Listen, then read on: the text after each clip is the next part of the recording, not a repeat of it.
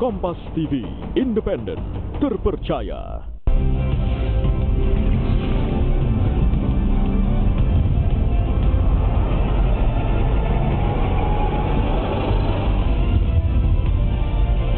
Kompas TV, independen, terpercaya.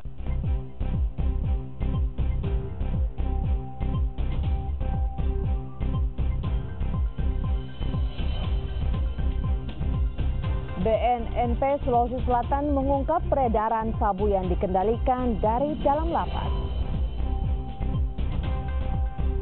Ihwanul balik di 18 kabupaten kota di Indonesia Timur, dukung Ketua Umum Partai Golkar Erlangga sebagai cawapres.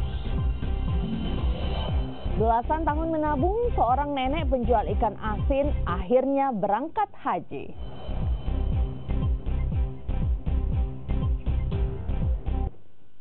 Selamat pagi saudara, apa kabar Anda? Kami kembali hadir di Kompas Sosial dengan 3 berita utama dan sejumlah sorotan baik dari dalam negeri maupun mancanegara.